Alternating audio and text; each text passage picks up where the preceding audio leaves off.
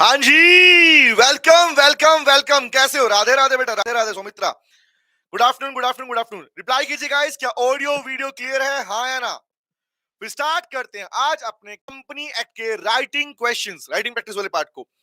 Company act के ऊपर जितने सारे एमसीक्यूज थे, इवन अपने कंप्लीट कंपनी एक्ट को लेके हमने जो एमसीक्यूज बनाए थे, वो सारे एमसीक्यू पहले हो चुके हैं। जिन बच्चों ने वो क्लास नहीं देखी है, अटेंड नहीं की थी, प्लीज वो जाके देख लीजिएगा। लेकिन लेकिन लेकिन आज हम करने वाले हैं अपने पास में केस स्टडी क्वेश्चंस। कॉमर्शियल लोग कर चुके हैं, रिमेंबर कंपनी चल रहा है, और आपके पास में अभी इसी वीक के अंदर आपके पास में बिजनेस एथिक्स और इंडस्ट्रियल लॉ के ऊपर मैराथन आने वाला आपके लिए। तो ऑलमोस्ट पूरा पूरा सिलेबस का पार्ट हम ऑलरेडी रिवीजन पार्ट में ऑलमोस्ट हमारा खत्म हो जाएगा, ठीक है। फिर हम स्टार्ट करेंगे अपने पास में अपने मॉक टेस्ट पेपर। हाँ बेटे, हाँ सब कुछ करेंगे, don't worry. Hello hello hello hello hello, हाँ ठीक है, आइए स्टार्ट करते हैं। सुनो, बात करते हैं आज बेटा। हमारे पास में हम कंटिन्यू करने वाले हैं अपने पास में कंपनीज एक्ट के ऊपर जो क्वेश्चंस हैं, केस स्टडी क्वेश्चंस हैं उन्हें।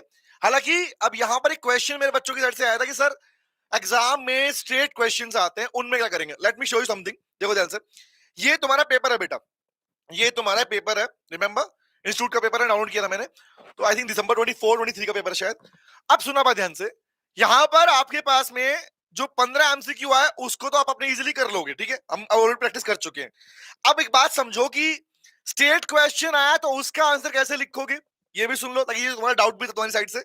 और दूसरा, अगर केस स्टडी क्वेश्चन आए तो उसका कैसे लिखोगे। तो बेटा अभी जो हम प्रैक्टिस कर रहे हैं वो केस स्टडी क्वेश्चन की कर रहे हैं, ताकि इससे क्या हो रहा है, केस स्टडी क्वेश्चन प्रैक्टिस करने से आपके स्टेट क्वेश्चन ऑटोमेटिकली कवर हो जा रहे हैं। लेकिन फिर भी जान लो कि एग्जाम में जब आपके पास में आपके क्वेश्चन दिए जाएंगे, 7 मार्क्स क्वेश्चन आपके पास में आएंगे, तो केस स्टडी क्वेश्चन कैसे करना होता है, क्या वहां पर हमारा सेम पैटर्न फॉलो होगा जो हम पैटर्न फॉलो करते हैं। आओ बात करते हैं, सुनो ध्यान से। जो पैटर्न हमने अपने पास में अपनी क्लास में फॉलो किया, लेट्स सपोज हमने लास्ट क्लास में लिख के देखा था प्रॉपर्ली कि हमने लिखने का प्रैक्टिस किया था एग्जाम में, कैसे फर्स्ट लाइन लिखनी होती है, कैसे सेकंड लाइन लिखनी होती है, कॉमन लाइन कौन सी होती है, एग्जांपल कब बनाना है, कैसे बनाना है, तरीका कौन सा है, उसके बाद केस स्टडी कैसे लिखी जाती है, उसके बाद में कंक्लूजन कैसे लिखते हैं। चार पार्ट के अंदर P4, P1, P1, P2 के अंदर हमारे पास में हमने अपने आंसर को डिवाइड किया था, ठीक है। अपनी थोड़ी देर बात कर रहा हूं, सुनना, बात ध्यान से आगे बढ़ेंगे। अब ये एक पैटर्न था किसी भी आंसर को लिखने का, ठीक है। पैटर्न सेम फॉलो होगा, बस फर्क सिर्फ इतना होगा भाई, अब केस स्टडी क्वेश्चन अगर नहीं है, स्टेट क्वेश्चन है, तो आपका आंसर सीधा क्वेश्चन के अंदर पूछे गए रिक्वायरमेंट से होगा। मतलब कहने का मतलब ये है, अगर मान लो इस क्वेश्चन ने पूछा है discuss the different modes of terminating contractual relationship between parties, that means अगर क्वेश्चन पूछा गया है डिस्चार्ज ऑफ कॉन्ट्रेक्चुअल ऑब्लिगेशन, अगर क्वेश्चन पूछा गया डिस्चार्ज ऑफ कॉन्ट्रेक्चुअल ऑब्लिगेशन, तो कॉन्ट्रैक्ट डिस्चार्ज कैसे होता है, पार्टीज कब फ्री हो जाती हैं। तो your answer will start from the topic. Heading क्या बनेगी आपके आंसर की? हेडिंग फैक्ट प्रोविजन नहीं बनने वाली, आपके आंसर की हेडिंग एग्जांपल नहीं बनने वाली। यहां आपके आंसर की हेडिंग शुरुआत यहां से होगी, कौन सी? The modes of contract, modes of discharge of contractual obligation या mode of discharge of contract.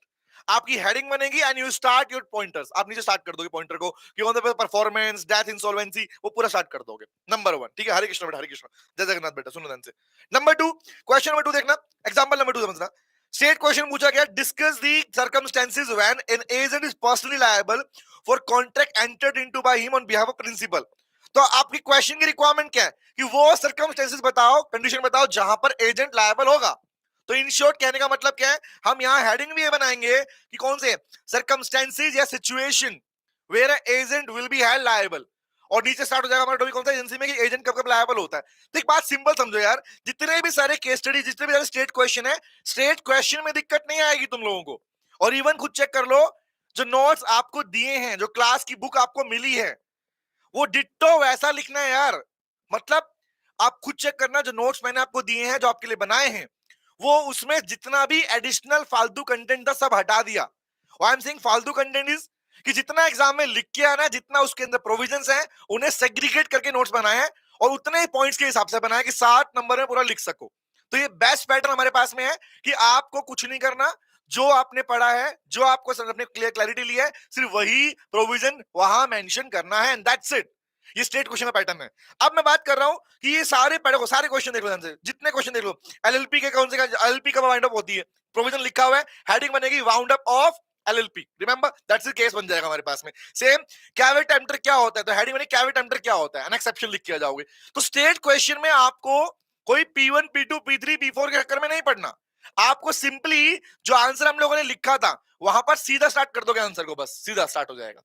ठीक है, ओके। अब बात करते हैं हमारे आज के कंटेंट के बारे में, दैट मींस और स्ट्रांगली प्रिपरेशन कैसे की जाए। तो करने के लिए आज हम करने वाले हैं प्रैक्टिस कंप्लीट के ऊपर। तो और आज की क्वेश्चन की हेल्प से आपके स्टेट क्वेश्चन तो रेडी होंगे ही होंगे यार, केस स्टडी क्वेश्चन भी रेडी होंगे, ध्यान रखना। और एग्जाम में केस स्टडी क्वेश्चन पक्का मिलेंगे मिलेंगे बेटा, है ना। चलिए स्टार्ट करते हैं, बात करते हैं। Listen to me, the first question, pattern will be same, pattern will be same, but यहां से इस सीरीज की हेल्प से केस स्टडी क्वेश्चन के अंदर आपके पास में आपके कंपनी के प्रोविजन भी आपको याद होना स्टार्ट हो जाएंगे। ऑलरेडी आपके पास में एमसीक्यूज में कर चुके हो, टाइम वेस्टिंग की बात करते हैं। चलो the first question, let's start with the first question, pattern will be same. अगर एक केस स्टडी क्वेश्चन आया तो उसको हम 4 पार्ट में डिवाइड कर रहे हैं। सीधा क्वेश्चन पूछा गया, सीधा हेडिंग बनाएंगे और आंसर लिखना स्टार्ट कर देंगे, दैट्स इट। अब बात सुनना, बताओ बेटा फर्स्ट क्वेश्चन रिप्लाई करना। The first question belongs to पढ़ना, mister Varun formed a company Varun trader private limited. थोड़ा इसको मैं छिपा लेता हूं सुनना, mister Varun formed a company Varun trader private limited with his wife and son as a shareholder. Again repeating the same thing guys, question सुनते ही आपको चेक करनी है 3 चीजें, एसीपी, एक्ट कौन सा, चैप्टर कौन सा, प्रोविजन कौन सा। एक्ट को पता है कौन सा कंपनी पढ़ रहे हैं, बट नहीं पता तब भी आपको आइडिया में एक्ट कौन सा। आगे, the company purchase goods worth ₹50 lakh but fail to pay the supplier. इस कंपनी ने बनाई गई थी, वरुण ने बनाई थी, उस कंपनी के अंदर उसकी पत्नी थी, उसके बच्चे थे, रिमेंबर, और वही उसके शेयर होल्डर मेंबर थे।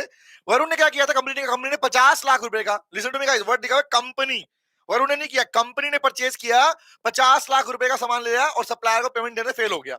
सप्लायर ने केस फाइल कर, supplier should mister Varun personally, but supplier ने केस कंपनी में नहीं डाला, सप्लायर ने केस फाइल किया वरुण पे personally, claiming that the company was just a family setup and all decision were taken by him only. ये कहानी दी गई है, क्वेश्चन में पूछ रहा है। ऑलवेज रिमेंबर, जब भी कोई क्वेश्चन ऐसा आता है उसके अंदर लास्ट में जो लिखा होता है उसका आंसर देना होता है। पॉइंट क्या है, explain whether mister Varun is personally liable. मैं रिपीट कर रहा हूं, हमेशा आंसर उसका देना होगा स्टार्टिंग में जो पूछा गया है, और उसी सेंटेंस में देना होता है। तो पॉइंट बोला, कह रहा है बताओ क्या यहां पर जो मिस्टर वरुण है बेटा, क्या वो पर्सनली लायबल है, नंबर 1। आगे बोल रहा है mention the relevant legal provision, legal provision भी लिखो एंड जुडिशियल प्रेसिडेंट मतलब केस स्टडी भी लिखो, मेंशन कर दिया यहां पर। टेल मी गाइस, ये वाला क्वेश्चन कौन से एक्ट का है, कंपनी एक्ट का। चैप्टर प्रोविजन कौन सा, प्रोविजन का नाम बताओ, what is the provision here, tell me which provision apply in this case. Hello Ketan, Bhuvan, Sneha, Arbaz, Saleen, Ayushi, Shubhankar, बताओ बेटा, अगर मुझे इस आंसर को इसमें लिखना हो, फैक्ट प्रोविजन वाले पार्ट में लिखना हो, मैं कैसे लिखूंगा। एग्जांपल के लिए, एज पर दी प्रोविजन, अगर वो section area use the word provision, as per the provision of the company act 13। अब ये जो ब्लू लाइन में यहां पे हमने इसका लिखा था, यहां मेरा आंसर क्या लिखूंगा, बताओ बताओ बताओ। Very good Seema, exactly sir, this provision, this question belongs to separate legal entity. The case study was कौन सी, सलोमन वर्सेस सलोमन, याद आया, वेरी वेरी गुड। हाँ जी, कहता बेटा बाद में बताऊंगा, अभी छोड़ना। एग्जाम कॉलेज एग्जामिनेशन क्लैश कर रहे हैं तो बेटा वो तो डिसीजन आपका ही होगा ना, ऑब्वियस सी बात है। क्लैश मतलब सेम डेट पर नहीं बैठने वाला, I think so, I don't think so. Aditi good afternoon बेटा। टेल मी गाइस, बताओ अगर मुझे इसके अंदर इस क्वेश्चन का आंसर लिखना होगा तो क्या लिखूंगा। Let me check, listen to me guys, वही P1 में लिखूंगा फैक्ट एंड प्रोविजन। फैक्ट का मतलब होता है क्वेश्चन में पूछी गई लाइन, क्वेश्चन में पूछा गया मेन प्रोविजन। क्वेश्चन ने पूछा है क्या मिस्टर वरुण पर्सनली लायबल होगा, तो आपका आंसर क्या आता है बताना मुझे। आप कहता आपने पढ़ा सेपरेट लीगल एंटिटी, मतलब जो मेंबर जिसने कंपनी बनाई और कंपनी दोनों का डिफरेंट एग्जिस्टेंस है in the eyes of law, that defined by separate legal entity. तो as per the provision mister Varun can not be held personally liable. तो so your answer will be very very good. तो my answer will be, अगर मुझे इसमें लिखना होगा तो ये यहां तक कॉमन हो गया। अब यहां लिखूंगा इन दी, लिखा इन द गिवन केस, क्या लिखूंगा, यहां लिखूंगा mister Varun can not B, mister Varun can not be held liable. कौन सा, held personally liable, personally liable. अब बताओ लायबल क्यों नहीं होगा भाई। योर आंसर विल, मैं दिखा रहा हूं खाली जो प्रोविजन लिखा है उसी में लिख रहा हूं प्रॉपर। क्यों लायबल नहीं होगा, the reason is very very clear, क्योंकि भैया on the ground of separate legal entity. If I want to write it here, मैं लिख दूंगा इसको, पार्ट को लिखता हूं, क्या आंसर आएगा।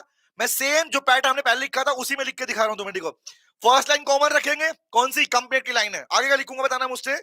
इन the given case, in the given situation और I can use the word given case या सिनेरियो। क्या आंसर आएगा भाई? मिस्टर वरुण। जो पूछा वही लाइन लिखनी है। अगर पूछा पर्सनली लायबल तो पर्सनली लायबल, अगर पूछा तो केस डाल पाएगा तो वही लिखोगे। तो वह mister Varun can not be held personally liable. वो पर्सनली लायबल नहीं होगा। बताना बेटा क्यों नहीं होगा? ऑन द ग्राउंड, क्या आधार है इसका? ग्राउंड मतलब कौन सा प्रोविजन है इसके पीछे, किस आधार पर आप कह रहे हो पर्सनली लायबल नहीं होगा? राइट से लिख रहा हूं प्रोविजन का नाम, कौन सा प्रोविजन? Very good. क्या था sir? On the ground of separate legal entity. तो हमने यही सीखा था कि फर्स्ट पैराग्राफ में जो आप आंसर स्टार्ट करते हो, आपका आपका सेक्शन या आपका प्रोविजन का नाम, दूसरा क्या फैक्ट का आंसर, नंबर 2, नंबर 3 कौन सा प्रोविजन है, और उसके बाद में प्रोविजन का डिस्क्रिप्शन। तो आपको डिफाइन करना होगा what is the meaning of separate legal entity. तो अगर आप इतना लिख के आते हो तो ऑलमोस्ट आपका फर्स्ट पैराग्राफ बन जाएगा अपने आप से। बोलो क्लियर है ये बात? तो क्या ये हम ऑलरेडी सीख चुके हैं? जिन बच्चों की फर्स्ट क्लास है बेटा, वो प्लीज पहले जाके देख लेना, पीछे जो सेशन हो चुके हैं राइटिंग वाले, वो वहां पे देख लेना ताकि उन्हें आइडिया मिल जाए प्रॉपर तरीके से। टेल मी गाइस, क्या फर्स्ट पैराग्राफ बन जाएगा? प्रोविजन, फैक्ट का आंसर, फैक्ट का मतलब जो फैक्ट बोला पूछा क्वेश्चन है वो लिखा, और उसके प्रोविजन को डिस्क्राइब कर दिया। फर्स्ट हो जाएगा, यस और नो? Yes sir. एग्जांपल बना लोगे? Tell me.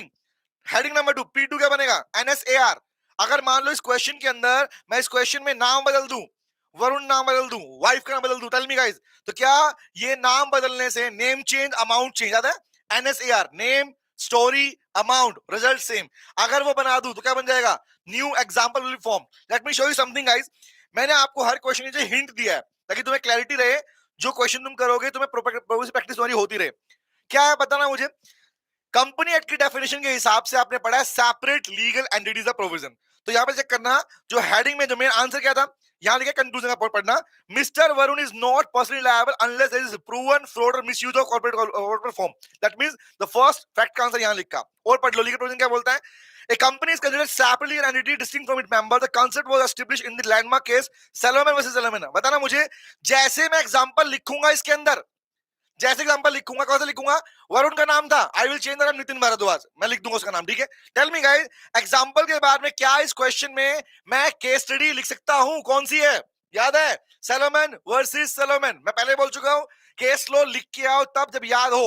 अगर याद नहीं आया you can skip the case studies. याद रखना बेटा, आपको वहां टकना नहीं है कि अरे हमें याद नहीं आ रहा तो क्या हो गया। नो, आप मूव कर जाओ आगे। हालांकि ये प्रोविजन ऐसे प्रोविजन है जहां पे आपको केस स्टडी याद है पहले से। तो आंसर क्या आएगा? Salomon versus Salomon, NSPC। Name हो गया। एस फॉर स्टोरी, रिपीट कर रहा हूं, केस स्टडी को ज्यादा लंबा मत लिखना भाई, ब्रीफिंग पॉइंट चलेगा, ब्रीफ में लिखना है। रिमेंबर कि क्या हुआ था केस के अंदर। P फॉर प्लेंटिफ, किसने किस पे केस फाइल किया, line number 3। And C for court judgment, किसने, कोर्ट ने क्या डिसीजन दिया था। तो याद बताओ मुझे, सैलोमन और सैलोमन वाले केस में कोर्ट ने जजमेंट किसके फेवर में दिया था? कंपनी के फेवर में दिया था या मिस्टर सैलोमन के फेवर में दिया था? टेल मी गाइस, रिप्लाई करो मुझे। As per the case study of Salomon versus Salomon, court ने किसके फेवर में जजमेंट दिया था? Very very good. सीमा कह रही है सोलोमन, अंजलि भी कह रही है सोलोमन। करेक्ट है? करेक्ट है? हाँ जी, Solomon Solomon Solomon Solomon Solomon, exactly. क्यों दिया था? बिकॉज कोर्ट ने क्या बोला था? कोर्ट ने कहा था भैया सोलोमन अलग है, कंपनी अलग है। In short, member is having different entity, different existence from the company. It means that member कभी भी कंपनी की लायबिलिटी के लायबल नहीं होते हैं। रिमेंबर, आगे आता हूं। तो गाइस इस तरीके से अपने पास वही पैटर्न फॉलो करके हम अपने P1 P2 P3 4 को लिख सकते हैं। पहली बात रखना, ओके। अब आता हूं मैं अगले क्वेश्चन के ऊपर। तो अगर आपको चेक करना प्रॉपर्ली, तो मैंने हिंट दे रखा है, अब मैं हिंट के थ्रू बताने वाला हूं पूरा क्वेश्चन, ठीक है? ताकि हम मैक्सिमम क्वेश्चन प्रैक्टिस कर सकें क्लास के अंदर ही। आगे आता हूं, फिर भी कोई पार्ट पूछेगा तो बताऊंगा आपको, ठीक है? हाँ, प्रेम बेटा परसों दूंगा, परसों मिलेगी, डोंट, आज नहीं मिलेगी, ठीक है? आगे आपने वो लिखा भी है प्रॉपर यहाँ पर, even when all the shareholder are family member, company debts and obligation remain its own. Simple सी बात है, कंपनी की लायबिलिटी कभी मेंबर्स की लायबिलिटी नहीं होती अनलेस मिसकंडक्ट। अगर मेंबर ने मिसकंडक्ट किया है तो ही होगा, उसके अलावा अदरवाइज कभी भी कंपनी लायबिलिटी कंपनी की मेंबर्स की नहीं होती है। Member will not be held personally liable for the act of the firm और एक्ट ऑफ द कंपनी। आगे बढ़ो, अगला क्वेश्चन बताओ, क्वेश्चन नंबर 2। हालांकि मैंने आपको फॉर्मेट पहले भी सिखा रखा है, जिन बच्चों के लिए फर्स्ट क्लास है उनको बता रहा हूं। मैंने ऑलरेडी एक फॉर्मेट बना रखा है बेटा, कैसे आंसर एग्जाम में लिखना होता है। पैराग्राफ 1 में फर्स्ट कॉमन लाइन कौन सी होती है, उसके क्या लिखना होता है, तो पूरा पैटर्न मैंने पहले सिखा रखा है। जिन बच्चों को है नहीं है, मैंने इस नोट्स में भी उस टॉपिक को फॉर्मेट को ऐड कर दिया मेरे फॉर्मेट को, ठीक है? तो P1 कैसे बनेगा, P2 कैसे बनाओगे, P3 कैसे बनेगा, क्या क्या लिखना होता है, फर्स्ट में क्या, सेकंड में क्या, थर्ड में क्या, और कंक्लूजन कैसे लिखते हो। रिमेंबर कंक्लूजन की कौन सी कॉमन लाइंस है, कौन से पॉइंट कहां लिखना होता है, मैंने दे रखा है पहले से एडवांस में। ओके, जिन बच्चों का फर्स्ट है वो देख लेंगे। ओके, आगे बढ़ता हूं। आइए क्वेश्चन नंबर 2 बताओ भाई। क्वेश्चन नंबर 2, तुम मुझे सिर्फ इतना बताओगे कि आंसर क्या है, प्रोविजन कौन सा लगेगा, ये आप मुझे बताओगे। ठीक है, क्वेश्चन कह रहा है बताना मुझे, स्काईविन लिमिटेड, स्काईविन लिमिटेड, और एक बात और ध्यान रखना, कंपनी एक्ट वाले क्वेश्चन में भी ध्यान रखना कि कंपनी कौन सी है, लिमिटेड वर्ड लिखा है, प्राइवेट लिमिटेड वर्ड लिखा है, क्योंकि कुछ प्रोविजन ऐसे हैं हमारे एक्ट के अंदर जिनमें कंपनी के आगे प्राइवेट या पब्लिक कंपनी लगी तो पूरा प्रोविजन बदल जाएगा बेटा। ओके, हाँ, अरबाज बेटा लो का एथिक्स वाला मैराथन ऑलमोस्ट आपको 1 से 2 दिन में मिल जाएगा बेटा। ओके, इस मंथ के एंड तक आपको अपलोड हो जाएगा वो। ओके, चले आइए बताओ मुझे, Skyville Limited collected 10 crore rupees through a prospectus for an educational platform. Guys सुनना, Skyville Limited ने 10 करोड़ रुपए कलेक्ट किए प्रोस्पेक्टस के through for an educational platform. Can you please tell me guys, अगर कोई कंपनी प्रोस्पेक्टस के थ्रू पैसा ले रही है तो क्या मैं इसे पब्लिक ऑफर मानूंगा? टेल मी गाइस, अगर कोई कंपनी प्रोस्पेक्टस इशू करके पैसा इकट्ठा कर रही है तो क्या मैं इसे एक पब्लिक ऑफर मानूंगा, हाँ या ना? मुझे फर्स्ट लाइन का रिप्लाई करो, यस सर। और अगर तुम रिप्लाई करते रहोगे समझना कि तुम्हारे सारे प्रोविजन जो तुम पढ़ चुकी हो कंपनी एक्ट में, एमसीक्यू में तो करवाए करवाए, यहां भी रिवाइज करवा रहा हूं तुम्हारे में, बताओ होगा? यस प्रो, आगे बढ़ते हैं। और क्या लिखा, एजुकेशनल प्लेटफॉर्म, कंपनी कह रही है भैया पैसा लिए एजुकेशनल प्लेटफॉर्म, मैंने सीओसी एजुकेशन का नाम लिया था, याद करो, याद आया, एजुकेशनल कंपनी, एडटेक कंपनी। आगे बढ़ना, विद इन अ ईयर, एक साल के अंदर the board propose to divert utilise fund for real estate investment and pass a resolution to alter object clause in MOA. कह रहे एक साल के अंदर अंदर ही बोर्ड ने जो प्लान था वो डाइवर्ट कर दिया, मतलब भैया एजुकेशन को छोड़कर जो पैसा आया था, लिसन टू मी गाइस, आपने पब्लिक ऑफर से पैसा लिया किसके थ्रू, किस नाम से, एजुकेशनल सर्विसेज के नाम से। बाद में कह रहे हो हम तो रियल स्टेट में इन्वेस्ट करने वाले हैं, मतलब आप अपना ऑब्जेक्ट चेंज कर रहे हो। Can you please tell me guys, company अपना ऑब्जेक्ट ऑल्टर करना चाहती है। लिसन टू मी, क्वेश्चन थोड़ा अलग है, सुनना। अगर क्वेश्चन सीधा पूछा होता कि explain the provision how a company can alter its object clause, your answer will be very very simple, जो हमने क्लास में लिखा हुआ डिट्टो लिख के आ जाते हैं आप। ठीक है, बट दूसरा मुझे बताओ, एक हमने और लिखा था कि अगर कंपनी ने पब्लिक ऑफर करके पैसा लिया हुआ है और उसके बाद में, लेने के बाद में वो अपने ऑब्जेक्ट को चेंज करना चाहती है, तो बताओ आगे पढ़ना कह रहा है, और कंपनी कह रही है and pass resolution to alter object clause MOA, some dissenting share holder oppose to this. Repeat कर रहा हूं, कंपनी कह रही है भैया हमने रेजोल्यूशन पास कर दिया और हमने डिसेंटिंग कुछ होल्डर, मतलब जो हमारी बात पे एग्री नहीं कर रहे हैं, ऐसे लोग भी हैं। तो क्वेश्चन पूछ रहा है, state whether the company action is valid, क्या कंपनी ऐसा कर सकती है क्या? बताना मुझे, क्या कंपनी सिर्फ बोले कि हाँ ठीक है भैया हम रेजोल्यूशन पास कर लेते हैं, ऑल्टर कर लेंगे, और लेकिन ऑल्टरेशन करने से काम चल जाएगा? टेल मी गाइस, अगर कोई कंपनी अपना ऑब्जेक्ट चेंज कर रही है पब्लिक ऑफर करने के बाद में, तो क्या खाली रेजोल्यूशन पास करने से काम चलेगा, यस और नो? वेरी गुड प्रेम, बहुत बड़े, अरबाज, आयुषी, देव, टेल मी, क्या सिर्फ रेजोल्यूशन पास करना काफी है, हाँ या ना? वेरी गुड सीमा, बहुत बढ़िया, लाजवाब, वेरी वेरी गुड, याद है तुम लोगों को, बहुत अच्छा, यूनिक, आयुषी, शेयर, हर्षल, श्रेया, आलोक, बहुत बढ़िया। No no no Ishika, exactly नहीं सर, हमने पढ़ा ऐसा लिखा properly, alteration of object clause में माना कि ऑब्जेक्ट क्लोज को ऑल्टर करने के लिए स्पेशल रेजोल्यूशन पास करना पड़ता है, माना अप्रूवल लेना पड़ता है, लेकिन अगर कोई डिसेंटिंग शेयर होल्डर है तो उन्हें एग्जिट ऑप्शन दिया जाएगा और साथ में उनका पैसा रिफंड किया जाएगा। ये प्रोविजन आप लोगों ने पढ़ा था, याद आया? तो क्वेश्चन ने क्या पूछा, क्वेश्चन क्या कंपनी का एक्शन वैलिड है? तो your answer, listen to me guys, इसी लाइन को बोलते हैं मेरे लाल फैक्ट की लाइन। क्वेश्चन ने पूछा है फैक्ट, बताओ, इंफॉर्मेशन दी है, क्या यहां पर कंपनी का एक्शन वैलिड है? तो your second line of your answer will be the same one. हाँ जी बताओ, Balwant, very good, come back, हाँ टेल मी, तो मेरा आंसर क्या लिखूंगा कि कंपनी एक्शन वैलिड है?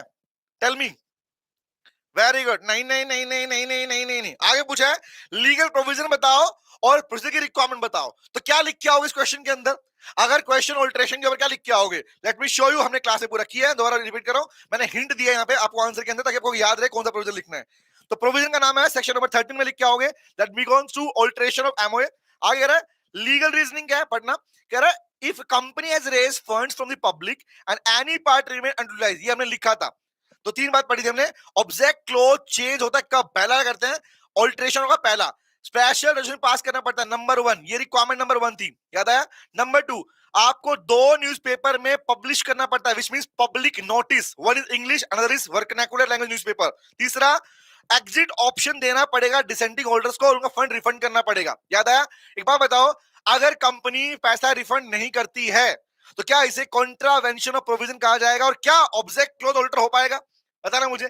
अगर कंपनी बिना एग्जिट ऑप्शन दिए कंटिन्यू करती है, ऑल्टरेशन कर लेती है, तो क्या सच alteration object clause is effective और नॉट, अब बताओ मुझे, रिप्लाई दो मुझे। एज पर दिस क्वेश्चन, मेरा देखो ये तो रिक्वायरमेंट हो गई, ये तो देखो पूछा ना रिक्वायरमेंट, बताओ रिक्वायरमेंट क्या है। रिक्वायरमेंट ये है भैया, ये 3 काम करने पड़ेंगे, ये 3 काम करोगे तब कर पाओगे। But the question is, tell me guys, क्या इस पार्ट में अगर कंपनी अपना ऑब्जेक्ट चेंज कर रही है और without giving exit option allowed है क्या? Very good, not effective sir, नहीं होगा, नहीं नहीं नहीं नहीं, नहीं होगा, एग्जैक्टली लिखो, पढ़ा नीचे लिखा हुआ है, क्या पॉइंट लिखोगे? आपके आंसर की सेकंड लाइन क्या बनेगी, यहां बताओ मेरे को। प्रोविजन तुमने बता दिया, what will be the second line guys in the given situation? पूछा क्या था? पूछा ये है इसने, क्या कंपनी एक्शन वैलिड है? No, it is invalid. आपका आंसर यहां से होगा, very very good Balwant, exactly बेटा। नहीं दिया कॉन्ट्रवेंशन करेगा, पनिशमेंट उसके लिए, वेरी वेरी गुड। तो आंसर क्या है? The company did not comply with the provision of this condition, the alteration is invalid. Alteration क्या होगा? Invalid and can not B informal, can not be effective, वो effective नहीं हो सकता। Is it clear? तो आपका आंसर भी ऐसे ही ये प्रोविजन लिख के आना है उसके अंदर। अगेन बोल रहा हूं, बार बार रिपीट कर रहा हूं, जिन बच्चों का पहला सेशन है बेटा, वो पहले एक बार प्लीज जो मैं राइटिंग पहले लिया है वो पार्ट देख लेना, क्योंकि हमने कॉमन फॉर्मेट रेडी किया था आंसर लिखने का, उस कॉमन फॉर्मेट में हमने लाइन ऐड कर रहे हैं अपने पास में हम, ठीक है। आगे बढ़े, आगे आता हूं। क्वेश्चन नंबर 3 बताओ भाई, question number 3, again new question.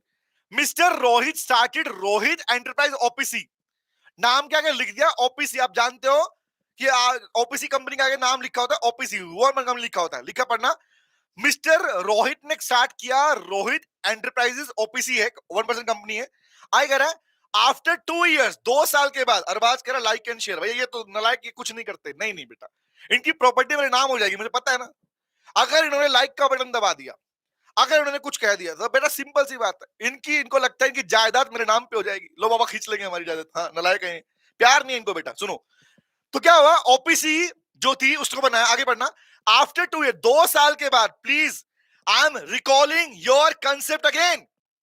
2 साल के बाद कंपनी का टर्नओवर एक्सीड किया 2.2 सीआर, दो 2 करोड़ 20 लाख से ऊपर चला गया turnover, and paid up exceed 55 lakh rupees, paid up capital 55 lakh से बढ़ गई।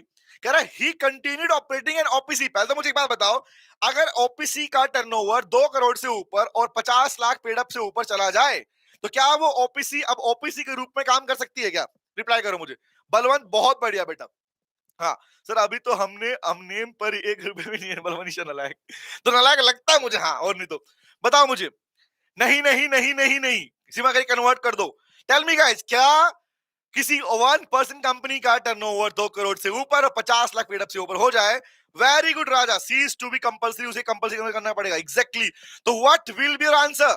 अगर ये क्वेश्चन स्टेट क्वेश्चन होता, सीधा पूछा होता, तो क्या आंसर लिख के आते? तो your heading will be compulsory conversion of OPC into private public company, लिख के आते। जो सेम प्रोविजन क्लास में लिखवाया है डिट्टो वही लिख के आते, हाँ लिख के आते। बट मैंने इसी को कन्वर्ट कर दिया कि इसमें केस स्टडी क्वेश्चन। आगे पढ़ना, आई कह रहा है ROC issued A notice of convert, ROC ने उसको नोटिस भी दिया कि कन्वर्ट कर ले भाई। अब बताओ, एक्सप्लेन द क्वेश्चन, पूछा explain whether ROC notice is valid, तो जो पूछा है वो रिप्लाई करोगे। अगर क्वेश्चन, लिसन टू मी, सुनो, अगर क्वेश्चन सिर्फ इतना होता और बोलता बताओ explain with the help of provision, क्या आंसर आएगा, तो आप बोलते कंपल्सरी कन्वर्जन है। बट क्वेश्चन ने पूछा आरओसी का नोटिस के बारे में भाई, तो माय क्वेश्चन इज, फैक्ट में लिखना आरओसी का नोटिस वैलिड है क्या? आरओसी कह रहा है कन्वर्ट करो, हाँ है ना? टेल मी गाइस, बताओ पहले मुझे बात करनी पड़ेगा, क्या इस क्वेश्चन के हिसाब से आरओसी ने जो नोटिस दिया कि आपको कन्वर्ट करना पड़ेगा ओपीसी को, क्या ये नोटिस वैलिड है? यस और no? Very good Balwant, Ayushi, Seema, Arbaz, Saumitra, Dev, Ishika, exactly yes sir, valid है। तो आंसर क्या लिखोगे? In the given scenario the ROC notice is valid. क्यों वैलिड है? अब लिखोगे प्रोविजन का नाम। रिमेंबर, आगे पढ़ना, लीगल रूल लिखो कौन सा है, रिक्वायरमेंट लिखो कौन सी है। तो रिक्वायरमेंट मतलब आपको इसमें डिफाइन करना है कंपल्सरी कन्वर्जन, और याद रखना while you are using the word compulsory conversion of OPC, वहां पर आप कॉन्ट्रवेंशन तक पूरा लिख के आओगे। क्या एक्सप्लेन, अगर ओपीसी कन्वर्ट नहीं होती है तो वहां पर आप जानते हो पनिशमेंट है, ₹10,000 का फाइन, और अगर फिर भी कंट्रोवर्सी कंटिन्यू हुआ तो ₹1,000 पर डे के हिसाब से फाइन लगने वाला है। वेरी गुड मोहम्मद, एग्जैक्टली बेटा। प्रोविजन क्या पढ़ना, तो क्वेश्चन रिप्लाई मिल जाएगा तुमको। ठीक है, आगे बढ़ता हूँ। आओ, क्या है प्रोविजन, नाम है रूल नंबर 6 पढ़ा था हम लोगों ने कंपनी के अंदर। क्या था प्रोविजन, पढ़ना। कह रहा sir, an OPC must convert into private public company if turnover exceed 2 crore rupees and paid up exceed 50 lakh. ये सेम क्वेश्चन एग्जाम में पहले भी आ चुका है, एमसीक्यू में आया था, तो ये केस स्टडी की क्वेश्चन आपके पास बन सकते हैं। आगे बढ़ता हूं। The conversion must be completed with in 6 month, और एज पर द प्रोविजन 6 महीने के अंदर कन्वर्ट करना मैंडेटरी होता है। और इवन वहां पर फॉर्म नंबर भी लिखा था, क्या था, आईएनसी 5 सबमिट करना पड़ेगा आरओसी को, आईएनसी 5 सबमिट करना पड़ेगा आरओसी को कन्वर्जन के लिए, और 6 महीने में कन्वर्ट करना पड़ता है। रिमेंबर, आगे बढ़ता हूं। कंक्लूजन क्या है, आरओसी नोटिस क्या है, आरओसी नोटिस वैलिड है, mister Rohit failed to comply with the mandatory provision and is liable for the non conversion. याद रखना, अगर केस स्टडी क्वेश्चन आया मेरा प्रोविजन, ये लिख रहा हूं, लेकिन लेकिन लेकिन मुझे मेनली क्या डिफाइन करना है इसमें, मैं इसके आंसर में डिफाइन करूंगा compulsory conversion. My answer will B compulsory conversion of OPC. तो आप जो प्रोविजन अपने पास में आंसर में लिख के आओगे, यहां लिख के आओगे ना, ऑन द ग्राउंड में लिख के आओगे, that will be about the compulsory conversion. Compulsory conversion की रिक्वायरमेंट क्या है, टर्नओवर कितना, पेड अप कैपिटल, उसके बाद कितने समय में करना पड़ता है, कौन सा फॉर्म भरना पड़ता है। रिमेंबर, हाँ जी। हाँ, मैं आज मुझे बलवंत, आज मुझे मौका नहीं मिल पा रहा, लायक इस बार मौका नहीं मिल पा रहा, लायक। आगे आओ, आगे क्वेश्चन नंबर 4, क्वेश्चन नंबर 4, और एक होमवर्क साथ साथ चलता रहेगा, नालायकों सुन लो। जो जो क्वेश्चन अभी मैं हम डील कर रहे हैं और हम साथ में उसके हिंट लेकर आंसर समझ रहे हैं, वो सारे आप लिख के देखोगे, नालायकों ध्यान रखना, ये होमवर्क रहेगा तुम्हारे एग्जाम तक के लिए। जिस दिन दिन में मैं क्वेश्चन लेके आऊंगा, वो सारे क्वेश्चन करोगे अपने पास में। ठीक है, ओके, आगे आता हूं। अगला क्वेश्चन नंबर 4 बताओ भाई। क्वेश्चन नंबर 4 कह रहा, green vision limited has a close in its AOA. Green vision limited का एक क्लोज है आर्टिकल्स ऑफ एसोसिएशन में, क्या, रेस्ट्रिक्टिंग ट्रांसफर ऑफ शेयर, कि शेयर्स को ट्रांसफर नहीं कर सकते, आप पर रिस्ट्रिक्शन है ना। हाँ, आलोक कह रहा आप ना कहो हम ना करें, आलोक अच्छे बच्चे बेटा, जानता हूं।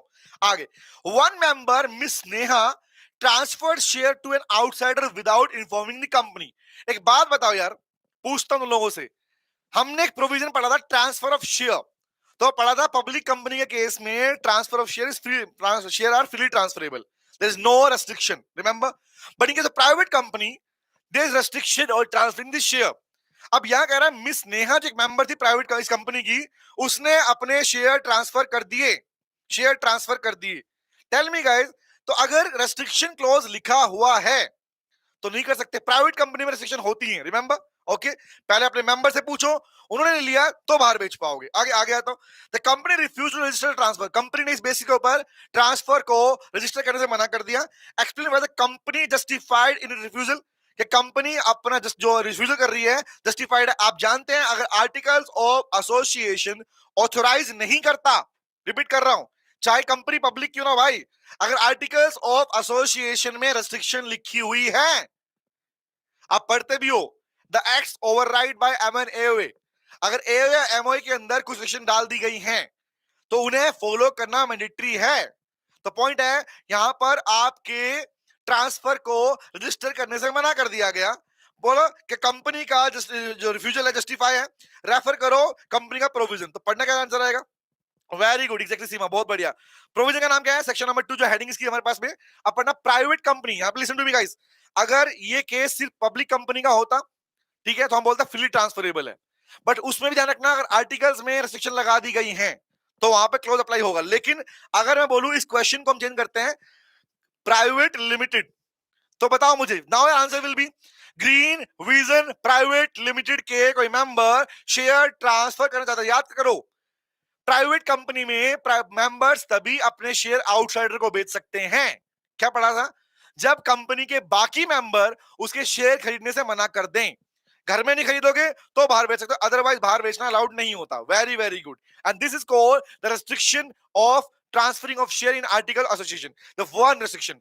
ऐसी और भी रेस्ट्रिक्शन होती है बट मेनली हमारे पास ये वाली बनती है। आगे पढ़ना, कह रहा sir a private company must include restriction on the transfer of share in an article association if member violates those restriction the company has legal ground to reject the transfer। याद रखना अगर मेंबर वायलेट करते हैं तो उस case में वहां पर उसके ऊपर रिजेक्शन का अधिकार कंपनी को दिया गया है। पढ़ना, क्या लिखोगे प्रोविजन में, कंपनी का जस्टिफाई क्या है, कंपनी जस्टिफाइड है, कंपनी अगर बोलती है कि भैया नहीं करोगे तो याद रखना इट कंप्लीट एट वायलेशन या contravention of articles of association. It means provision में जो लिखा हुआ है अगर वो फॉलो नहीं हुआ it will be termed as contravention of articles of association. और रिपीट कर रहा हूं, अगर कॉन्ट्रावेंशन करोगे तो पनिशमेंट मिलेगी, सिंपल सी बात है। आगे आता हूं, चले आगे आते हैं। एग्जैक्टली बेटा आयुषी। क्वेश्चन नंबर 5 बताओ, question number 5, question number 5, tell me guys, mister Ramesh formed 4 companies, listen to me. तुम्हारा आज का मेन टारगेट क्या पता है, जानते हो?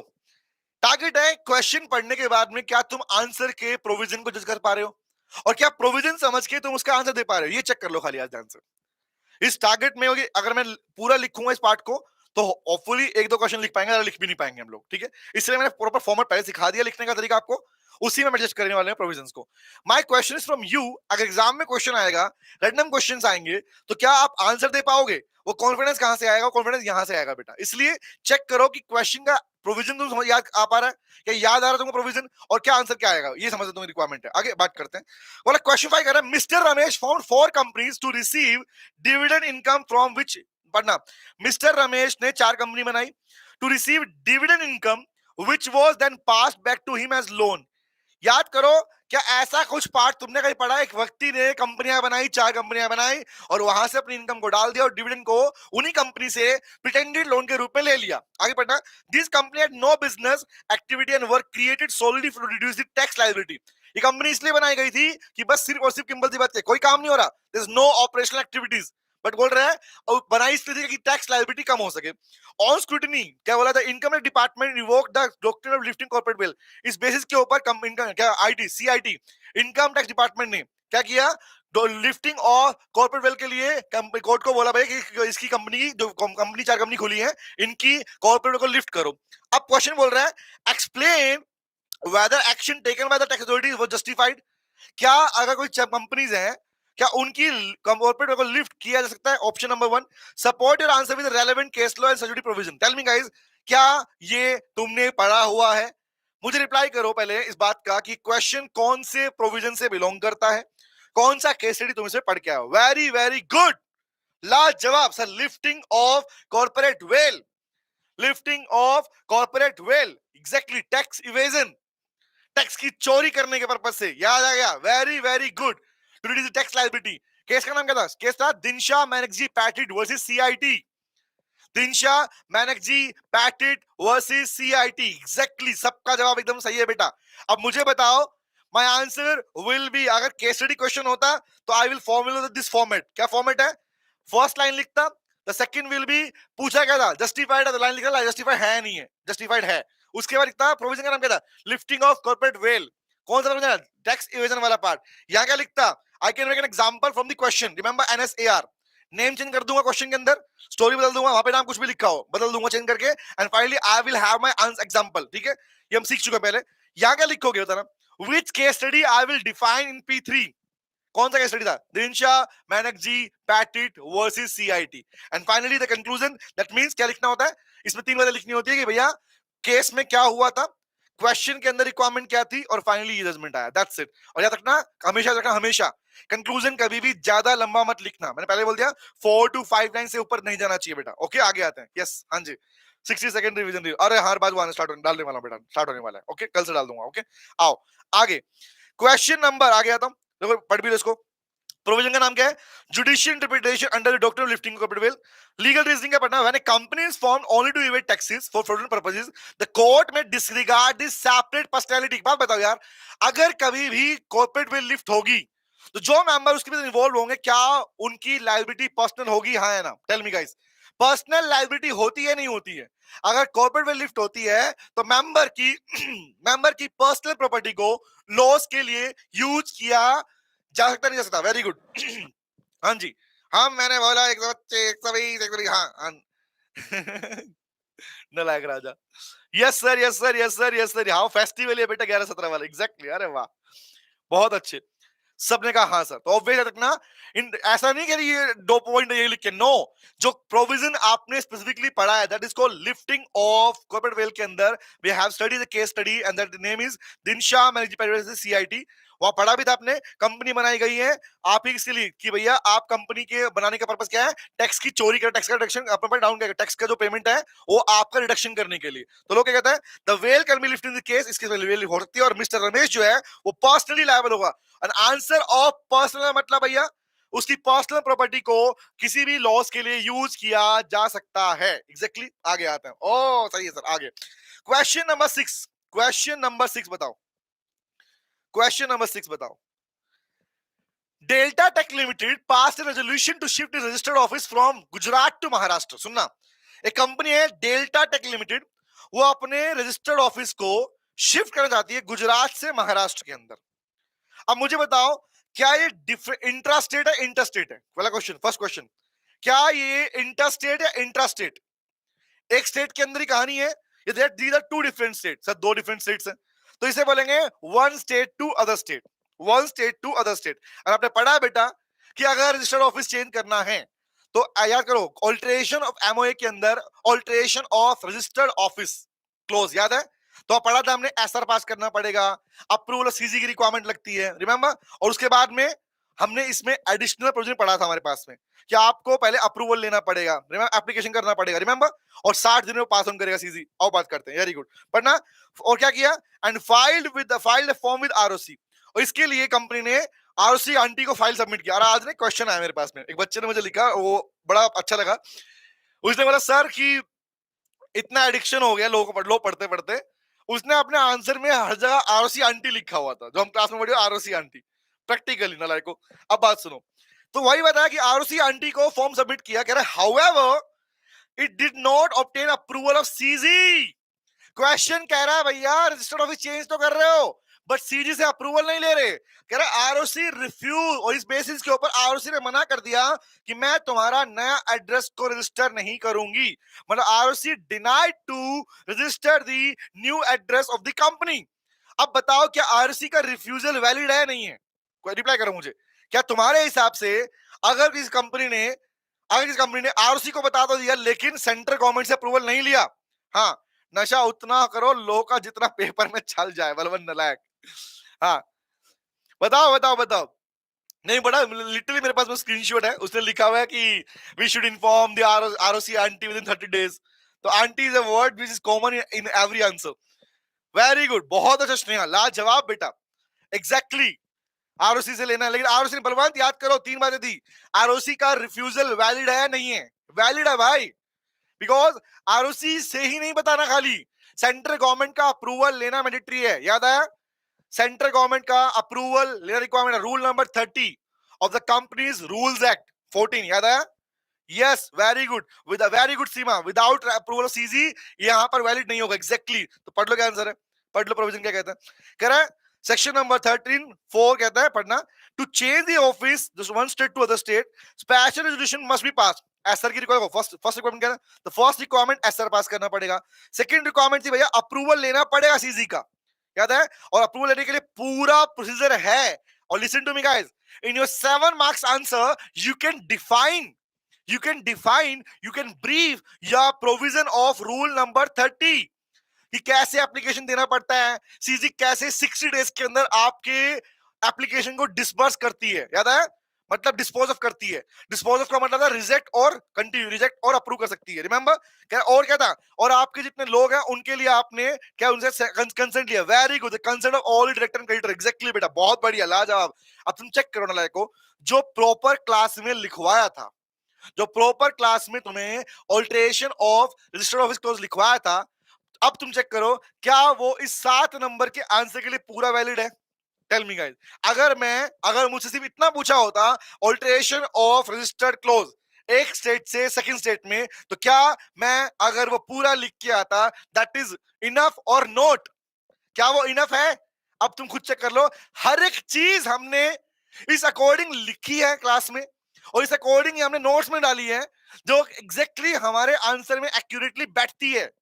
समझ में आया? हाँ सर, मोर देन इनफ है, फुल्ली वैलिड, एग्जैक्टली। तो बेटा वही लिख के आने जाना रखना। ओके आगे बढ़ता हूँ, आगे यहाँ पर क्या बोलोगे, आरओसी करेक्ट है, रिफ्यूज कर सकती है क्योंकि company application was incomplete without government approval, CG approval के बिना वो वैलिड नहीं होती है। Is it clear? ओके, तो याद रखना रूल नंबर 30 को भी तुम अपने एक्सप्लेनेशन के अंदर इस आंसर में ऐड कर सकते हो, अगर तुम्हें लगे तुम्हारा आंसर छोटा पड़ रहा तब। ओके आगे आते हैं, हाँ, अगर कंसर्न नहीं मिला, एग्जैक्टली यस बेटा, अगर अप्रूवल वर्ड बलवन, not the concern, use the word approval. Sidhi approval नहीं करेगी तो आपको पता है क्या करोगे, you can appeal into NCLT, याद आ गया, एनसीएलटी अप्रूव कर सकते हो, अप्लाई कर सकते हो। ओके, चलो आगे बढ़ते हैं।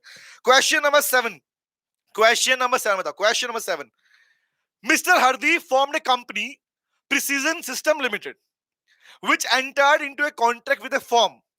कह रहा भैया समझना, मिस्टर हरदीप ने कंपनी बनाई प्रिसीजन सिस्टम लिमिटेड, जो जो क्या वही कंपनी ने कॉन्ट्रैक्ट किया एक फर्म के साथ, फर्म मतलब पार्टनरशिप फर्म के साथ में। वो फर्म भी किसकी है, फर्म भी मिस्टर हरदीप की है, मतलब कंपनी खुद बना रहा है और फर्म भी खुद की है। Company becomes insolvent, company insolvent हो गई, and creditors sought to hold him personally liable for the misuse of company structure। बताओ भैया, कंपनी का फर्म के साथ में कॉन्ट्रैक्ट हुआ, डीलिंग हुआ, और उस डीलिंग में लॉस हो गया। नाउ प्लीज टेल मी, क्या यहां पर मैं बोल दूं सेपरेट लीगल एंटिटी? क्या ऐसे केस में मैं ये बोल सकता हूं क्या कि भैया कोई दिक्कत नहीं है, कंपनी अलग, मेंबर अलग होते हैं? भैया सोचो, उसी व्यक्ति ने एक फर्म बनाई, उसी ने कंपनी बना, डीलिंग करा, डीलिंग में लॉस हो गया। अब जो क्रेडिटर्स हैं वो कह रहे हैं भैया ये लॉस नहीं है, ये जानबूझ के किया गया। Tell me guys. हाँ सर, बलवंत का मैंने, अच्छा ओके कोई नहीं बेटा, बलवंत अच्छा बोला था, नाइस। हाँ बताओ मुझे क्या होगा।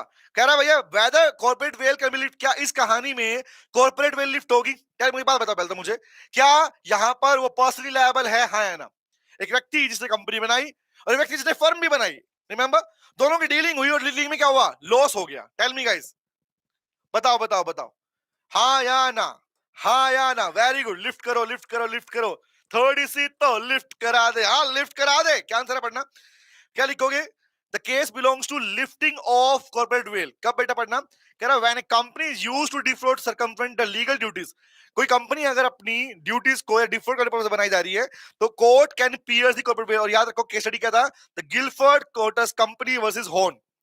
ऐसा कोई भी केस जहां पर आप इसलिए बना रहे हो ताकि आप उसका बिजनेस खराब कर सको, रिमेंबर, यस। तो क्या होगा, company form to avoid contractual obligation, क्या होगा, इसलिए यहां पर याद रखना जो लोग इन्वॉल्व होंगे they will be held personally liable, वो लायबल होंगे। सेम लिखा भी पढ़ने से, the corporate will be lifted in the case mister Hardeep can be held personally liable for the abusing the corporate well structure. Is it clear? तो point याद रखना, lifting और कॉर्पोरेट वेल के हिसाब से जब जब किसी कंपनी में देखा ना दिखावा हो रहा है, शो ऑफ हो रहा है, वहां पर हमेशा उस कंपनी की कॉर्पोरेट वेल को लिफ्ट करने के बाद ही पता चलेगा who will be held responsible. Guys exactly बेटा, आगे आता हूं। क्वेश्चन नंबर 8 बताओ, क्वेश्चन नंबर 8, क्वेश्चन नंबर 8 कह रहा है Technoval public company, Technoval limited is a public company, issued a prospectus inviting investors. Company है, उसने एक प्रोस्पेक्टस इशू किया इनवाइट करने के लिए इन्वेस्टर्स को। ठीक है, आगे पढ़ना, to subscribe to its IPO, कि हमारे इनिशियल ऑफर निकाल रहे हैं, आईपीओ निकाल रहे हैं, उसको कर लो subscribe. Can you please tell me IPO को क्या बोलता हूं मैं? द आईपीओ एफपीओ क्या किसमें काउंट होता है? आईपीओ को मैं यहां पर किस में काउंट करूंगा, प्राइवेट प्लेसमेंट का पार्ट है, पब्लिक ऑफर का पार्ट है? Tell me guys, the IPO is a private placement part और पब्लिक ऑफर, सबको पता होगा क्या बातें कर रहे हो sir. Okay, it belongs to, it belongs to public offer, exactly public offer. बहुत बढ़िया, देव, स्नेहा, सौमित्रा, आयुषी, बलवंत, अरबाज, प्रज्ञा, लाजवाब, हाँ जी वेरी, अरे वाह बेटा वाह वाह, निशी, सीमा, अर्पिता, पब्लिक। अब पढ़ना, अब कह रहा टेक्नोवा पब्लिक कंपनी जो थी, इशू किया प्रोस्पेक्टस, वैसे ही बात समझ में आ रहा, पब्लिक ऑफर ही है। आई कह रहा प्रोस्पेक्टस क्लेम, क्या लिखा है, prospectus claim the company had already received government approval for large scale infrastructure project. Prospectus में लिखा हुआ है, कंपनी क्लेम कर रही है कंपनी को लार्ज स्केल इंफ्रास्ट्रक्चर प्रोजेक्ट बनाने के लिए गवर्नमेंट का अप्रूवल मिल चुका है। आगे पढ़ना, विच वॉज नॉट ट्रू, जबकि कोई अप्रूवल मिला ही नहीं। कह रहे बेस्ड ऑन इस आधार पर several investors applied for share and later suffered losses as project never materialized। बहुत सारे लोगों ने कंपनी के प्रोस्पेक्टस में, कंपनी के उस प्रोस्पेक्टस में लिखे क्लोज को देखकर पैसा इन्वेस्ट कर दिया। आगे पढ़ना, some investors have now approached the court seeking action against the director for issuing a misleading prospectus। can you please tell me guys, क्या ये टॉपिक, क्या ये टॉपिक मिस स्टेटमेंट और ओमिशन इन प्रोस्पेक्टस है, हाँ या ना? दूसरा, आप इन्वेस्टर्स का पैसा इंड्यूस कर रहे हो, लगवा रहे हो मिस स्टेटमेंट की वजह से, हाँ या ना? क्या ये मिसकंडक्ट है? बलवंत कह रहे हैं making fraud by showing misleading information, very good Ayushi. Hell metal fact misrepresent, very good. क्या ये मिसलीडिंग मिसरिप्रेजेंटेशन है? सीमा बहुत बढ़िया बेटा, exactly yes. To defraud the investors, to induce the investors, याद है वो सारे सेक्शंस कौन से वाले?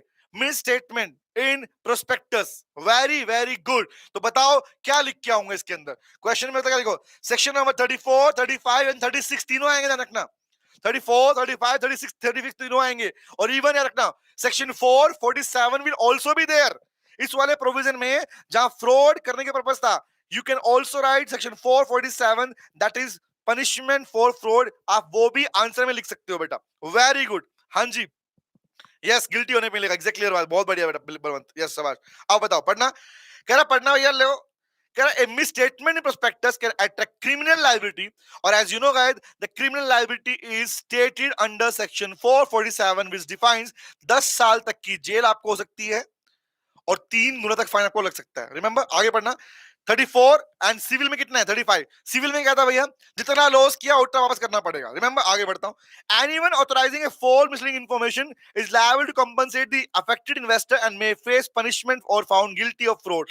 गिल्टी ऑफ फ्रॉड मतलब अगेन 447। एक बात बताओ, 447 के साथ साथ में क्या सिविल में भी काउंट होगा? देखो दो पार्ट होता है, द सिविल लाइबिलिटी, एक होता है सिविल लाइबिलिटी, एक होता है क्रिमिनल लाइबिलिटी।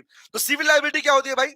सिविल लायबिलिटी है कि जितना लॉस हुआ है उतना पे वापस कर दो, सिंपल सी बात है, ठीक है, ओके। तो दूसरा पॉइंट क्या है? क्रिमिनल लायबिलिटी क्या होती है कि आपको जेल होगी। रिमेंबर, तो बताओ दोनों लिखोगे, लिख के आओगे इसके अंदर? क्या मैं दोनों आंसर लिख सकता हूं इसके अंदर, यस और नो? लिख सकता हूं, वेरी वेरी गुड। आंसर पढ़ोगे, आगे बढ़ना। क्या कह रहा है?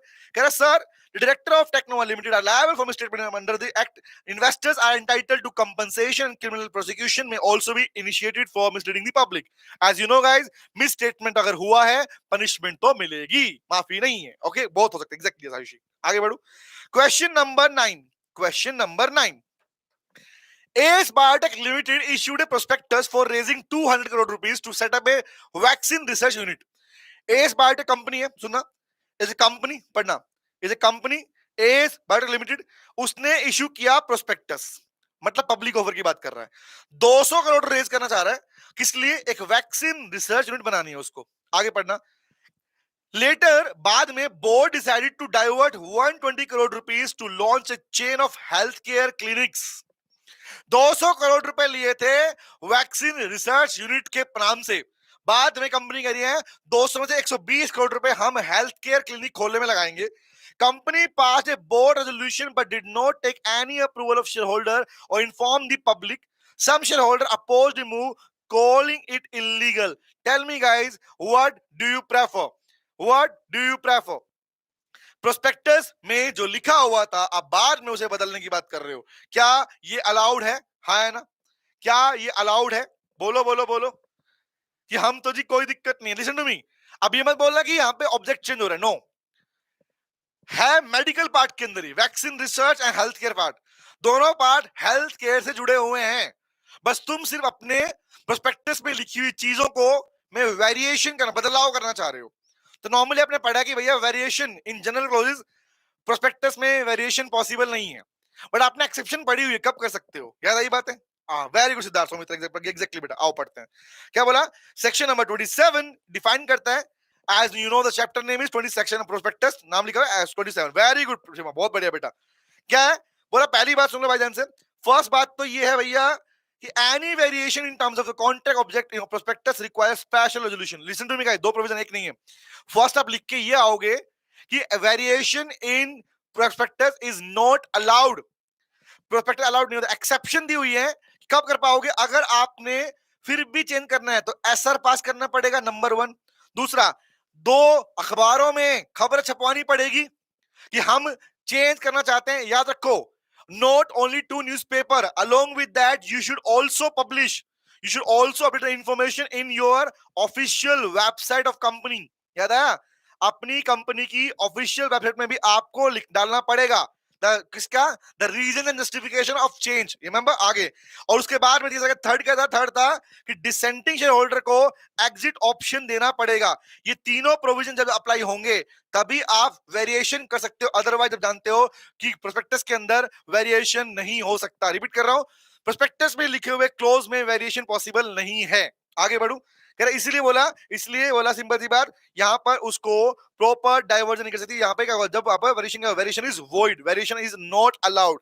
अगर कंपनी चाहती है कि अपने प्रोस्पेक्टस में लिखे हुए क्लोज को, कंटेंट को, कॉन्ट्रैक्ट्स को वो चेंज कर दे, it is not allowed, it is not allowed बेटा। आगे बढ़ू, चले आगे बढ़े, डन डन डन डन। तो बोर्ड रेजोल्यूशन काफी नहीं होता, एसआर पास करना पड़ेगा, पब्लिक नोटिस देना पड़ेगा और साथ में डिसेंटिंग शेयर होल्डर को एग्जिट ऑप्शन देना पड़ेगा। आगे बढ़ू, आगे आते हैं question number question number 10, question number 10 बताओ भाई। चले question number 10। Flexibill Limited, an unlisted company, decided to buy 20% of paid up equity share capital and free reserves. Flexible company है, कंपनी कौन सी है, अनलिस्टेड भैया, इट मीन स्टॉक मार्केट पर listed नहीं है, पब्लिक ऑफर नहीं कर सकती। आगे बढ़ना है ना। हाँ, अंजलि इसमें ऑन द ग्राउंड क्या है, अंजलि इसमें ऑन द ग्राउंड है बेटा, variation in object clause of prospectus, variation object and contract prospectus. Check करो टॉपिक का सेक्शन 27 लिखवाया हुआ क्लास के अंदर, वहां लिखा हुआ वेरिएशन कब कर पाओगे, कब नहीं कर पाओगे। ठीक है, ओके, तो वर्ड वेरिएशन में बदलाव कब कर पाओगे। ओके, चले आइए। Flexible Limited, an unlisted company, decided to buy 20% of paid up equity share capital and free reserve. वो चाहती है भैया क्या, बाय बैक करना। This question belongs to buy back, check कर लो, this question belongs to buy back. और जिन्होंने अभी पिछले रिसेंट में कंपनी एक्ट के एमसीक्यू मेरे साथ में किए थे, they know the provision buy back के रिगार्डिंग, क्या प्रोविजन है पढ़ना क्या रहा है। कंपनी कौन सी है, अनलिस्टेड पब्लिक कंपनी है, 20% बायबैक कर जाती है अपने पास में। ठीक है, आगे करना। The board pass resolution, board meeting, board ने इस बात के लिए रेजोल्यूशन भी पास कर दिया मीटिंग के अंदर और ये प्रोसेस इनिशिएट कर दिया। लेटर बाद में some shareholder challenge the move claiming that a company failed to follow the proper procedure under the company act. बाद में कुछ शेयर होल्डर ने बोला भैया नहीं नहीं नहीं, जो तुम कर रहे हो वो सही नहीं है, आपने प्रॉपर प्रोसीजर फॉलो नहीं किया। टेल मी गाइस, मैं इस क्वेश्चन में क्या लिख के आऊंगा, टेल मी। अगर बायबैक के रिगार्डिंग मुझे लिखना होगा तो मेरा पहला क्वेश्चन पूछता हूं, मैक्सिमम बायबैक कितना हो सकता है। एक कंपनी नॉर्मली बायबैक करना चाहती है तो बायबैक के लिए क्या प्रोविजंस है। वेरी गुड बेटा, बहुत बढ़िया पढ़ा है सर।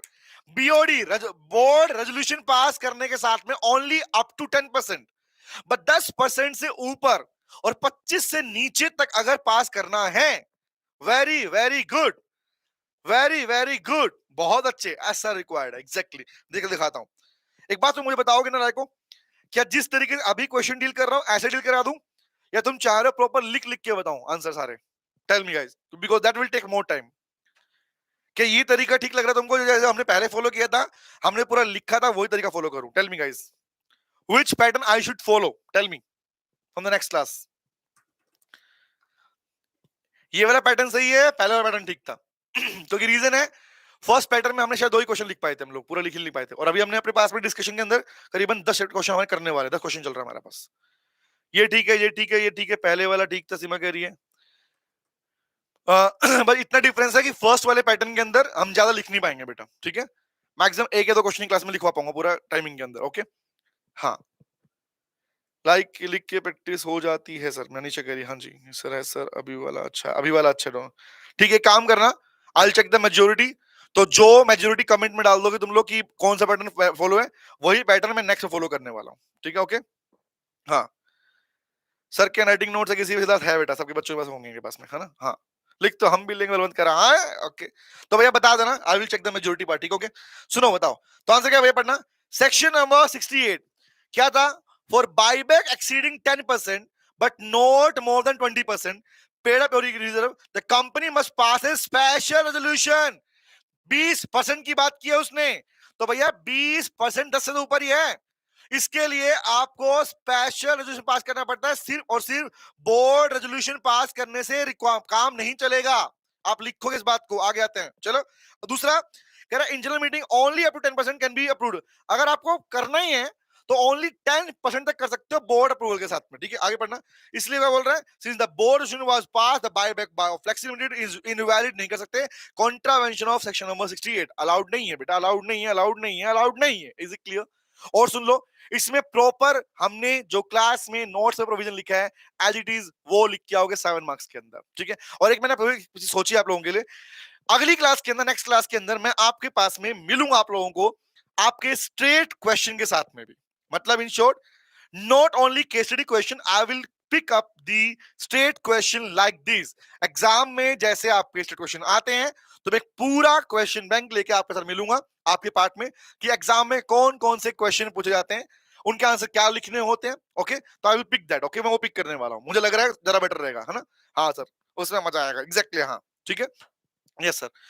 25 में वर्ड, हाँ एग्जैक्टली बेटा. अंजलि, अंजलि एक बात समझना बेटा, एसआर पास करने को बजना, स्पेशल रेजोल्यूशन पास करने से पहले बोर्ड तो मीटिंग होती है बेटा.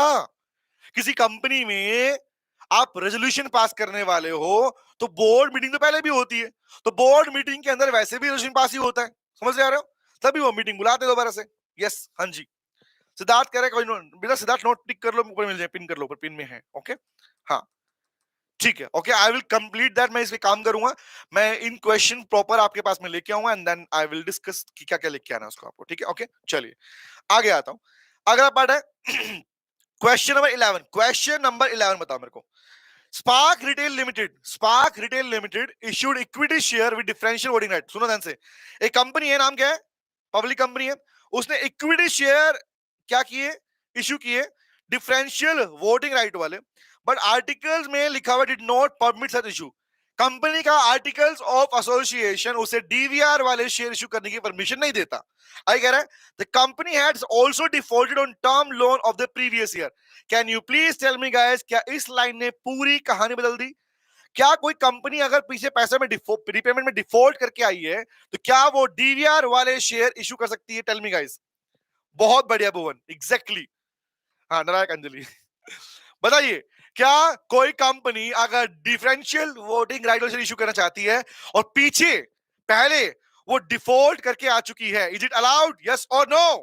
बलवन नालायक, is it allowed, yes or no? अगर है, evaluate whether the issue of DVR is legally valid, state applicable provision and legal requirement. और अगली क्लास में एक चीज और चेंज करने वाला हूं. मुझे लग रहा है कि तुमने सिर्फ पढ़ रहे हो, रिप्लाई कर रहे हो, खाली लिख नहीं रहे हो. रिमेंबर, तो नेक्स्ट क्लास में नोटबुक लेके बैठना, मैं तुम्हें प्रोविजन लिखवाऊंगा.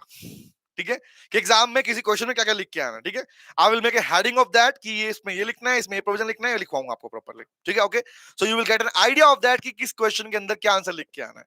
ओके हाँ, बोलो नालायक मुझे पता नालायक तेरे लिए बोला मेरे बात. हाँ ठीक है, तो क्या आंसर आएगा बताना मुझे. बोले पहला provision, DVR can be issued on leave.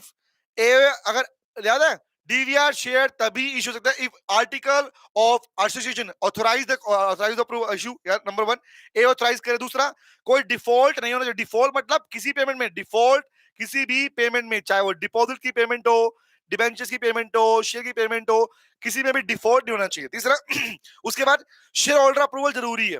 तो भैया तीनों काम नहीं किया, इसका मतलब क्या आंसर आएगा सर? सिंपल से बात, the issue DVR of limited is non compliant, means is not as per the provision and it is not valid. ये अलाउड नहीं होता. वेरी रिमेंबर, तो याद रखना, यहां पर आप लिख के आओगे सेक्शन नंबर 43 जो डिफाइन करता है भैया डीवीआर वाले शेयर कब इशू कर सकते हो. और बेटा याद रखना, डीवीआर के ऊपर एग्जाम में इस बार 7 मार्क्स में क्वेश्चन पूछा जा सकता है, याद रखना बेटा. ओके चले आगे बेटा. ठीक है अंजलि बेटा, आई ट्राई, मैं कोशिश कर रहा हूँ कि अभी 1 तारीख के बाद से तो मैं रेगुलर सेशन ले लूं, डेली सेशन लगा लूं तुम्हारा. ठीक है, आई प्लान दैट. ओके ठीक है, चलिए आगे आता हूँ. क्वेश्चन नंबर 12 बताओ. क्वेश्चन नंबर 12, एक क्वेश्चन और लेते हैं. So I will change my mode. ठीक है, ये मोड हम थोड़ा चेंज करेंगे ताकि तुम लिख पाओ प्रॉपर्ली. ठीक है, तो बेटर रहेगा. मैं क्वेश्चन एक और पिक कर लेता हूँ खाली. ठीक है, टेल मी. क्वेश्चन नंबर 12 बताओ. कह रहा sir, Neptune metal limited issued bonus share by capitalising it revolution reserve. बताओ, बोनस शेयर इशू कर रही है अपने रिवैल्यूएशन रिजर्व को कैपिटलाइज करके, while outstanding deposit repayment were pending. अभी तक पिछली पेमेंट नहीं दी, डिपॉजिट की पेमेंट नहीं दी है. Listen to me, default in deposit payment and revaluation account से बोनस शेयर इशू करना चाहते हो. कंपनी के दो बातें बोल रहे हैं. ठीक है, आगे आता हूं. Is the bonus issue valid under Company Act? Support your answer with the correct provision. Can you please tell me guys? हमने लास्ट क्लास में एमसीक्यू जब किए थे कंपनी एक्ट के, तो वहां पर हमने क्वेश्चन लिया था कि रिवैल्यूएशन अकाउंट से बोनस शेयर इशू करना ये अलाउड होता है क्या? टेल मी गाइस, बोलो बोलो बोलो, क्या रिवैल्यूएशन अकाउंट से आप बोनस शेयर इशू कर सकते हो क्या? नो. पूछा, तूने पूछा भी था. Yes sir. हाँ बलवन, हाँ गलत बात नहीं करना चाहिए. एग्जैक्टली ऐसा नहीं करना चाहिए. एग्जैक्टली अलाउड ही नहीं है भाई. क्यों? क्योंकि आप जानते हो bonus share can be issued only from free reserve, security premium account और capital redemption reserve account. Revaluation reserve कभी भी आपके पास में इसके लिए नहीं होते, इसलिए कंपनी को अलाउड नहीं है। ये वायलेशन ऑफ सेक्शन नंबर 63 कहलाएगा और यहां पर पनिशमेंट भी मिल सकती है। Is it clear guys? ठीक है, तो एक काम करता हूं, अभी आज जितना ही करते हैं, ठीक है। मैं अभी कल या परसों तो मिलने वाला दोबारा से, ओके। और अगली सेशन के अंदर अपनी नोटबुक पेन लेके बैठना, क्योंकि मैं पिक करने वाला हूं आपके पास में आपके जो मेजोरिटी क्वेश्चन एग्जाम में आते हैं स्टेट क्वेश्चंस। तो स्टेट क्वेश्चन का बैंक बना के लेके आऊंगा और उनके प्रोविजन हम लिखेंगे, कौन कौन से आंसर में क्या क्या लिख के आना है। मैं पूरा आंसर लिखवाऊंगा क्लास के अंदर, मैं लिखवाऊंगा किस क्वेश्चन में क्या क्या लिख के आना है, स्टेप 1, स्टेप 2, स्टेप 3, स्टेप 4 क्या रहेगा, कौन से प्रोविजन क्या कोई मेंशन करना है, ये पार्ट हम लेके आएंगे हमारे पास में, ठीक है, ओके। हाँ, जो 3AC है लास्ट वाला बता दीजिए कौन सा बेटा, विच वन दिस, कौन सा बोल रहा है, एक सेकंड। ये तीनों वाले बेटा, तीन आइटम है ना बेटा। रिवैल्यू देखो ये वाला part, listen to me. Buyback वाले पार्ट में मेरे बेटे दो बार समझना, सॉरी बोनस बाईबैक पूछ रहे कौन सा निकल क्वेश्चन निकल गया। हाँ, it takes a little more to make a champion, yes. Question निकल गया, thank you very much sir, message मत करो, मेरा मैसेज ऊपर जाएगा। अंजलि नालायक। चलिए, तो गाइस ये काम करते हैं, अगली सेशन में तैयार हो गया ना, अपनी नोटबुक लेके आना, प्लीज प्लीज सुनो ध्यान से। अब जो क्वेश्चन प्रैक्टिस होगी, जहां पर प्रोविजन बताऊंगा, आई कैन गारंटी यू अगले 10 दिनों के अंदर जो हम अपने प्रैक्टिस करेंगे, majority of A paper more than 90% आ जाएगा। ठीक है, सिंपल सी बात समझ लो, ठीक है। Thank you very much guys, see you next class, और बाय बाय, टेक केयर, मिलते हैं क्लास में next. Bye bye oh tata, see you again, परसों मिलेंगे तेरे मेरे नैनो, ट्राई करूं कल पॉसिबल मिल जाऊं, बट परसों पक्का मिलने वाले, ओके। हाँ, 3AC है रिजर्व और सिक्योरिटी में, और AC, हाँ हाँ, फ्री रिजर्व बेटा, capital redemption reserve, capital redemption reserve, okay. मतलब रिपेमेंट करने के लिए, पेमेंट करने के लिए रिजर्व मेंटेन करते हैं अपने पास में, okay. Tata, see you, bye bye.